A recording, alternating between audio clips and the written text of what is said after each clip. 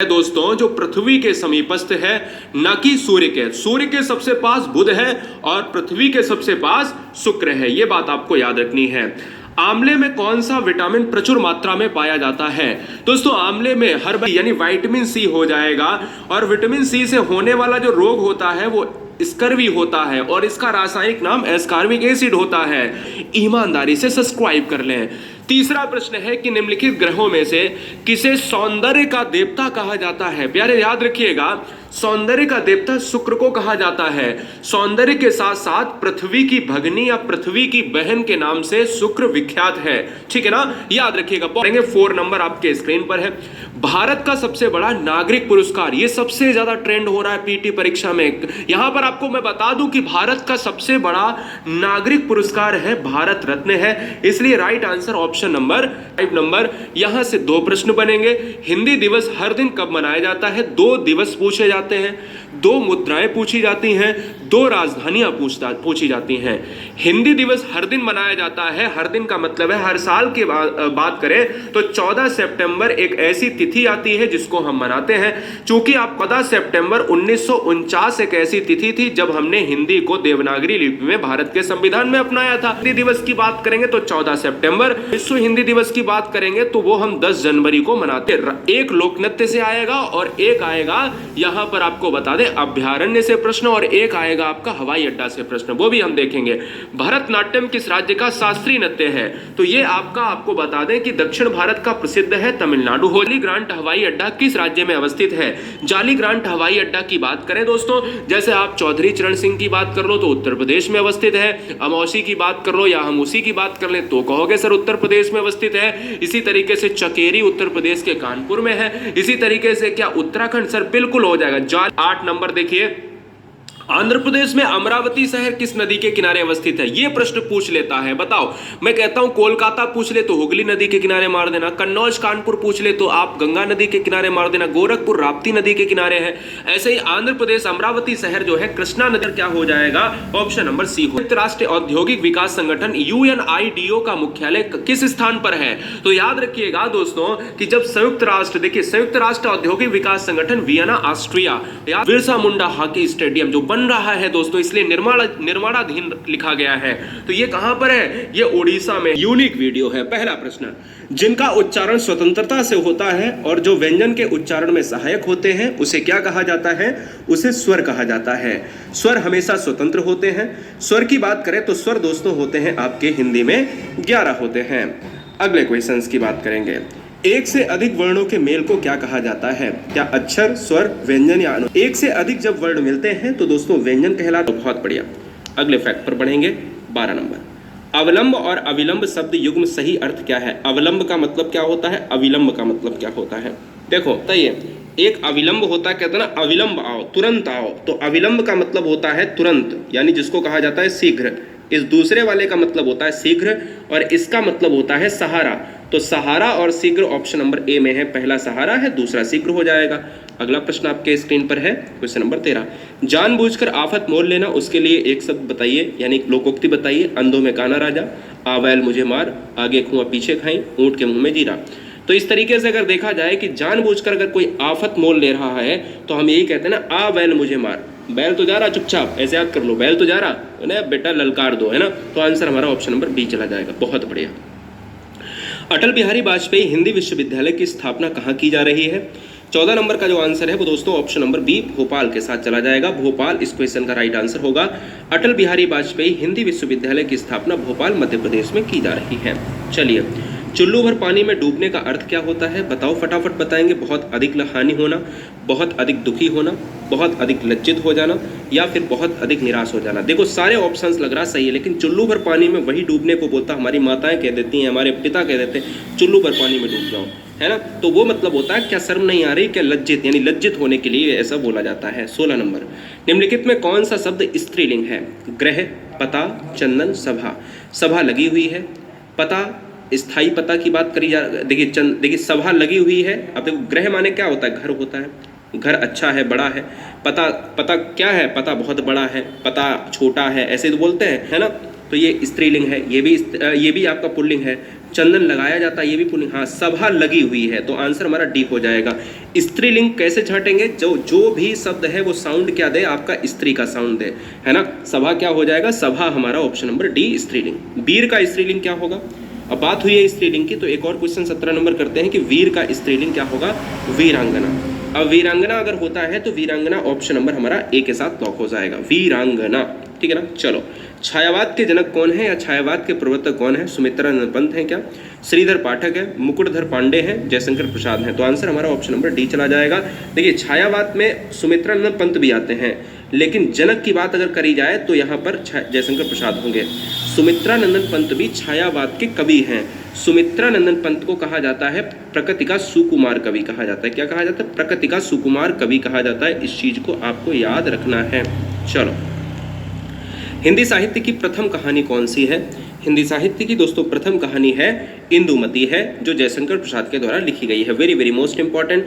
रानी केतकी की कहानी इंसा अल्लाह खां के द्वारा लिखी गई है, इंसा अल्लाह खां। उर्वशी को देखा जाए रामधारी सिंह दिनकर ने लिखा है। किसने लिखा है? रामधारी सिंह दिनकर ने। और यामा की बात करें तो यामा जो है महादेवी वर्मा ने यहाँ पर इसको लिखा है। ठीक है ना। तो सारी चीजें हो गई दोस्तों। अगला, अप्सरा किसका उपन्यास है? अप्सरा दोस्तों अगर लाला श्रीनिवास दास की बात करो, जयशंकर प्रसाद की बात करें, जैनेन्द्र की बात करें, सूर्यकांत त्रिपाठी निराला की बात करें, अप्सरा किसका उपन्यास है? अप्सरा दोस्तों आपको बताना है, यहाँ पर जो आंसर जाएगा वो सूर्यकांत त्रिपाठी निराला के साथ ऑप्शन नंबर डी। याद रखिएगा, हिंदी में क्रांतिकारी कवि किसे कहा जाता है? तो क्रांतिकारी कवि जो कहा जाता है वो सूर्यकांत त्रिपाठी निराला को ही कहा जाता है। कौन सा विलोम युग्म गलत है? बताइए। 21 नंबर आपको बताना है, फटाफट बताएंगे। अब देखो, सदाचार का कदाचार होता है, साधु का असाधु होता है, तृष्णा का वितृष्णा होता है, लेकिन आंसर ऑप्शन नंबर सी इस क्वेश्चन का होगा, मितव्ययी का अल्पव्ययी। अब मितव्ययी का अल्पव्ययी कैसे हो सकता है? आप बताओ। मितव्ययी, मित माने बहुत कम, अल्प माने भी बहुत कम, जब दोनों ये तो आपस में पर्यायवाची हो गए ना। तो आपको पता है कि जब भी दोस्तों आपसे पूछा जाए कि मितव्ययी का क्या है ना, मितव्ययी का विलोम शब्द आपसे पूछा जाए तो होता है अपव्ययी। अल्पव्ययी नहीं, अप हो जाता है। क्या हो जाता है? अपव्ययी हो जाता है। इस चीज पर भी आप नजर रखें। अगला, हिंदी के सर्वप्रथम गीत लेखक कौन है? सबसे पहले गीत लेखक कौन है? कमेंट कीजिएगा। बहुत सुंदर। सबसे पहले गीत लेखक महादेवी वर्मा, भारतेंदु, विद्यापति, सुमित्रानंद पंत। 22 नंबर का जो आंसर है विद्यापति हो जाएगा। और इन्हें हिंदी में कहा जाता है मैथिल कोकिल कहा जाता है। क्या कहा जाता है? मैथिल कोकिल कहा जाता है। हिंदी का मैथिल कोकिल किसे कहा जाता है? विद्यापति को। प्रकृति का सुकुमार कवि मैंने कहा किसे कहा जाता है? सुकुमार कवि ये कहा जाता है। भारतेंदु हरिश्चंद्र को आधुनिक हिंदी का जनक और इनको आधुनिक मीरा कहा जाता है। चलिए, रामचरितमानस में प्रधान रस के रूप में किस रस को मान्यता मिली है? यानी रामचरितमानस में कौन सा रस देखा जाता है? पहला, रामचरितमानस किसने लिखा? तो रामचरितमानस को लिखा किसने है? देखिएगा, ध्यान दीजिएगा। रामचरितमानस को लिखा है तुलसीदास ने लिखा है। तुलसीदास ने लिखा है। किस भाषा में लिखा है? अवधी भाषा में लिखा है। रामचरितमानस में कौन सा रस होगा? तो आपको पता है भक्ति रस होगा। ऑप्शन नंबर हमारा ए लॉक होगा। निम्नलिखित में से शुद्ध वाक्य की पहचान कीजिए। शुद्ध वाक्य की पहचान, यह पौधशाला सुंदर है, पुस्तकों का प्राकृतन परिचयात्मक होता है, हमने यह काम करना है, राम अच्छे गुणों से युक्त हैं। आपको पता है दोस्तों कि अगर आप यह पौधशाला सुंदर है ये कर दिया, लेकिन यहाँ प्रश्नवाचक लग गया है, ये गलत हो गया है ना। पूर्ण विराम के बाद प्रश्नवाचक है। पुस्तकों का प्राकृतन, प्राकृतन पहले गलत है और परिचयात्मक ये गलत है, तो ऑप्शन ये भी हमारा कट जाएगा, यानी बी भी गया। हमने ये काम नहीं करना, हमें ये काम करना है, तो ऑप्शन हमारा डी सही हो जाएगा, क्योंकि यही सही है, बाद बाकी ABC गलत है। नमक मिर्च लगाना, इस मुहावरे का उचित अर्थ क्या होगा? गुस्सा दिलाना, बढ़ा चढ़ाकर कहना, ईर्ष्या करना या तीखा करना। मैं कहता हूँ बढ़ा चढ़ाकर, तिल का ताड़ बना देना, है ना। छोटी बात को अगर आप बढ़ा चढ़ाकर कहते हो तो आपने नमक मिर्च लगाया है। जो एक स्थान से दूसरे स्थान ना ले जाया जा सके उस वाक्य के लिए एक क्या होगा? स्थावर, प्रत्युत्पन्नमति, प्रतिवादी, या फिर मैं कह सकता हूँ सदवा। तो मैं ये कह सकता हूँ दोस्तों कि इस क्वेश्चन में 26 नंबर का जो आंसर होता है वो हमारा क्या होगा? वो हमारा हो जाएगा स्थावर। देखिए, स्थावर का जो विलोम होता है वो होता है जंगम। जंगम का मतलब होता है चलायमान, स्थावर का मतलब होता है स्थिर, जो चीज एक जगह ही रहे। प्रत्युत्पन्नमति का मतलब होता है, एक शब्द होता है उसका कि जो तुरंत सोचे और तुरंत उत्तर दे, ठीक है ना। और सदवा का मतलब जानते हो, सदवा का जो है वो होता है आपका विलोम विधवा, है ना। चलिए, 27 देखिए, निम्नलिखित में से अशुद्ध विलोम शब्द का जो है यहाँ पर युग्म आपको चयन करना है। निरपेक्ष, सापेक्ष, प्रवेश, प्रस्थान, विरल, सघन या सृष्टि, सृजन। 27 नंबर का जो आंसर है वो ऑप्शन नंबर क्या हो जाएगा, सृष्टि और सृजन। क्यों होगा, क्योंकि आपको पता है कि सृष्टि विनाश अगर होता चलो ठीक है, निरपेक्ष का सापेक्ष सही है, प्रस्थान का प्रवेश, देखिए प्रवेश और प्रस्थान आप जानते हो ना अलग है, प्रस्थान गया प्रवेश आया। विरल का सघन, जो सघन है बहुत घना है और विरल जो दूर दूर है। लेकिन ऑप्शन डी हमारा सही होगा, यही गलत है, अशुद्ध विलोम। सृष्टि सृजन नहीं हो सकता, सृष्टि सृजन तो आपस में पर्यायवाची होते हैं, है ना। चलो भाई, भावुक का सही संधि विच्छेद क्या होगा। भावुक, पहली बात तो संधि कौन सी होगी, संधि होगी स्वर। संधि में स्वर की बात अगर करी जाए तो कौन सी संधि, संधि का अयादि पार्ट होगा, है ना। साथ ही साथ भावुक में आपका क्या होगा, भवधन उक होगा, और भवधन उक का मतलब है ऑप्शन नंबर बी लॉक होगा। निम्नलिखित में से विसर्ग संधि का उदाहरण बताइए। विसर्ग संधि देखिए, महाधन ईस महिष हो जाएगा, या महिष को आप देखिएगा, ध्यान दीजिएगा कि दीर्घ संधि लेकर तो आएगा। जगत धन ईस, ये तो स्वर है, ये क्या है, ये स्वर है, और जगत धन ईस, ये जैसे ही जगत हो जाएगा, जगत हलंत लग गया, ये तुरंत व्यंजन में चेंज हो जाएगा, ये व्यंजन में चेंज हो जाएगा। यद्यपि और बृहस्पति, बृहस्पति इसको इससे क्या होगा, क्या हो जाएगा, बृहस्पति हो जाएगा, क्योंकि यद्यपि आप जानते हो ये स्वर संधि के यड़ पार्ट में चला जाएगा, यड़, इसमें यड़ संधि हो जाएगी, और ब्रहा जैसे ही ब्रहा हो जाएगा वैसे ऑप्शन नंबर ए लॉक होगा। उत्सर्ग शब्द का विलोम क्या होगा, 30 नंबर। उत्सर्ग का विलोम होगा अपकर्ष होगा, क्या होगा, अपकर्ष होगा, विकर्ष नहीं, अपकर्ष होगा। जो उठता है उसको उत्कर्ष, जो गिरता है उसका अपकर्ष होता है। लास्ट के 20 क्वेश्चन में ध्यान दीजिएगा, बहुत इंपॉर्टेंट है। मैं तो कहता हूँ 31 से 50 के बीच में करना है, और ये मैं कहता हूँ कि आपको मैं तुरंत पढ़ाए तुरंत अपलोड किया, क्योंकि मौसम खराब है और मैं आपको कतई नहीं रोक सकता हूँ, ठीक है। चलो, फेज वाली वीडियोज़ आपको मिलना शुरू हो जाएंगी। चलो, निम्नलिखित में से अंतस्थ व्यंजन कौन सा है। अंतस्थ व्यंजन हो जाएगा वा। क्यों, क्योंकि आपको पता है या, रा, ला और वा। मैं बहुत तेज लिख रहा हूँ, आप ये ना सोचें, ठीक है। तो ये 4 होते हैं या, रा, ला, वा में, और आपको ऑप्शन नंबर मार रहा है सी। सुषमा किसका पर्यायवाची है, सुषमा जो है किसका पर्यायवाची है, सुषमा। अब आपको पता है कि सुषमा का अर्थ क्या होता है, पता है आपको, नहीं पता है, मैं बताता हूँ। देखिए, जब भी आप सुषमा की बात करते हो तो पहली बात तो इसका वर्तनी भी एग्जाम में कई बार पूछा गया है। क्या है, इसका वर्तनी भी एग्जाम में कई बार पूछा गया है। और सुषमा का जो अर्थ होता है वो होता है सुंदरता, है ना, सुंदरता होता है, यानी सौंदर्य हो जाएगा। सुषमा का मतलब होता है सुंदरता, अत्यधिक सुंदर, प्राकृतिक सौंदर्य, ऑप्शन डी जाएगा। दाल में काला होना, प्रकृति कार्य के अनुकूल करना, यानी जो प्रतिकूल जो होता है, प्रतिकूल कार्य करना, आप चाहे प्रकृति के हिसाब से करो या फिर मनुष्य के हिसाब से करो। गड़बड़ होना, दाल में कोयला या फिर दाल काली होना, ऑप्शन नंबर बी, यानी कुछ तो गड़बड़ है दया, ऐसे नहीं बोलते दाल में काला है। विश्वामित्र का सही संधि विच्छेद क्या होगा, बहुत अच्छा प्रश्न है। विश्वामित्र का सही संधि विच्छेद आपको बताना है। विश्वामित्र की बात करें तो विश्वधन अमित्र, जहां पर अमित्र वाला ऑप्शन होगा वही हमें लेना है, जहां पर अमित्र वाला ऑप्शन होगा वही हमें लेना है, तो विश्वधन अमित्र ऑप्शन नंबर ए। सात्विक का विलोम शब्द क्या होगा, सात्विक। सात्विक की बात करें दोस्तों तो सात्विक में तामसिक हो जाएगा, जो सात्विक जो तला भुना नहीं खाता है, मांस मछली नहीं खाता है, और वो हो जाएगा तामसिक। ऑप्शन नंबर हमारा बी लॉक हो जाएगा। क्या हो जाएगा, बी लॉक हो जाएगा। हमें तामसिक मारना है, सात्विक के साथ तामसिक। अंतरंग का क्या हो जाता, बहिरंग हो जाता। मुखर का क्या हो जाता, बताइए, मुखर, मुखर, हाँ, मुख होता या बाचाल होता। निम्नलिखित में से कौन ऊष्म व्यंजन है। ऊष्म व्यंजन की संख्या भी होती है, 4 होती है, एक सा ये वाला, एक सा ये वाला, एक सा ये वाला, एक हा ये वाला, इनकी संख्या पूरी 4 होती है। सासा सासा हा, और जब सासा सासा हा की बात करेंगे तो ये हो जाएगा, ठीक है ना। चलिए अगले प्रश्न पर बढ़ेंगे। प्रश्न नंबर हमारा आता है 37। खोज करने वालों के लिए एक शब्द।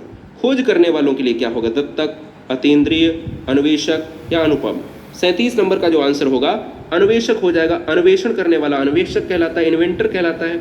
जो छीण ना हो सके, जो छीण ना हो सके उसके लिए अक्षय कहलाता है, जो अक्षय जो फटे ना, है ना। अजय आप जानते ही हो, जिसे जीता ना जा सके। असाध्य जो साध्य ना हो, है ना। पार्थिव जो पृथ्वी से जुड़ा हो। अगला प्रश्न, जल घोषला किस भिन्नार्थक युग्म के अर्थ हैं, ध्यान दो। जल, अब देखो बहुत इंपॉर्टेंट, जल का इनमें से कौन सा ऑप्शन सही होगा, यहां से बताओ। घोषला का इनमें से बताओ कौन सा ऑप्शन सही होगा। घोषला को दोस्तों कहा जाता है, देखो घोषला को कहा जाता है नीड़। नीड़ का मतलब होता है घर, और घर का मतलब ही होता है घोषला, यानी किसी का तो घोषला है, नीड़ का निर्माण फिर नेह का आह्वान फिर हरिवंश राय बच्चन की एक कहानी है, यानी कविता है, लिखी हुई, आपने बचपन में पढ़ी होगी। तो नीड़ माने होता है घोंसला और नीर माने होता है जल। ऑप्शन नंबर हमारा ए लॉक हो जाएगा। ए वर्ण क्या कहलाते हैं? ए वर्ण, देखो ए है तो ये बोला जाएगा कंठ से, है ना, और साथ में तालु भी होगा, तो साथ में जब तालु होगा तो कंठ तालु हो जाएगा। Option number D. यहीं पर अगर ओ होता तो ओ क्या है दोस्तों? राजकीय वृक्ष के नाम से 41 नंबर का आंसर सी चला जाएगा, अशोक जाएगा। अगला प्रश्न है उत्तर प्रदेश की सबसे लंबी नहर जो हर बार ट्रेंड होता है एग्जाम में, सबसे लंबी नहर कौन सी है दोस्तों? तो बी हो जाएगा, शारदा नहर हो जाएगा। अगला प्रश्न है निम्नलिखित में कौन सा नगर गंगा के किनारे स्थित नहीं है? गंगा के किनारे अवस्थित नहीं है दोस्तों। 43 नंबर का जो आंसर है वो ऑप्शन नंबर सी होगा, आगरा यमुना के किनारे है अवस्थित। क्या कमेंट कीजिएगा? निम्नलिखित में गोमती नदी के किनारे अवस्थित है। देखिए गोमती नदी की बात मैं कर लेता हूं तो आपको यह पता है कि भारत के उत्तर प्रदेश की राजधानी गोमती नदी के किनारे लखनऊ अवस्थित है। उत्तर प्रदेश की राजधानी गोमती नदी के किनारे अवस्थित है। उत्तर प्रदेश का बृहत्तम उद्योग, सबसे बड़ा उद्योग कौन सा है? बड़ा उद्योग दोस्तों आपको बताना है। 45 नंबर का जो आंसर है वो ऑप्शन डी जाएगा, हथकरघा उद्योग। ऑप्शन नंबर डी लॉक होगा। 10 मई 1857 ईस्वी को भारत के महान विद्रोह का प्रारंभिक विस्फोट हुआ था। हमें यह बताना है कहां पर। अरे क्वेश्चन तो यही कह रहा, 1857 की क्रांति कहां से शुरू हुई? मेरठ से शुरू हुई। कब हुई? 10 मई 1800। ये डेट पूरी याद रखना, डेट पूछ सकता है एग्जाम में कि भारत में महान क्रांति जो हुई है ना, 1857 की क्रांति हुई है, वो किस दिन किस तारीख से शुरू हुई? 1857 की क्रांति उत्तर प्रदेश से शुरू हुई है। जिला है मेरठ है, तारीख है 10 मई है, और कमल और रोटी, कमल और चपाती या रोटी इसका प्रतीक चिन्ह था। बेगम हजरत महल ने 1857 के विद्रोह से नेतृत्व की बात करें तो हजरत महल ने लखनऊ से विद्रोह का जो है नेतृत्व किया था। क्या?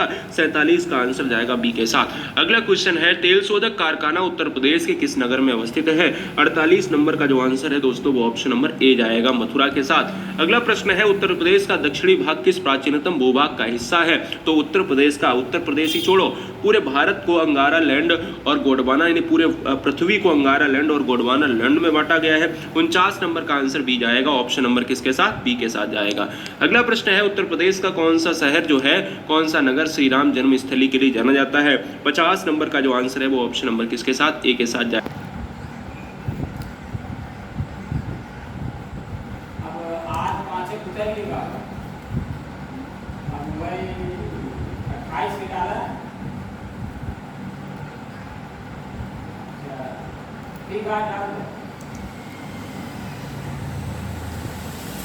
पढ़ाई के संदर्भ में कोई भी तैयारी कंपटीशन एग्ज़ाम के लिए यूपीएससी, एसएससी के अंतर्गत MTS, CGL, IAS, IPS, CUET, UG, NET, JRF, Agniveer, SI, कोई भी एग्ज़ाम के पैटर्न, सिलेबस और वीडियो जीके जनरल नॉलेज के संदर्भ में पाने के लिए सब्सक्राइब एंड लाइक करें, शेयर करें, सब्सक्राइब करें।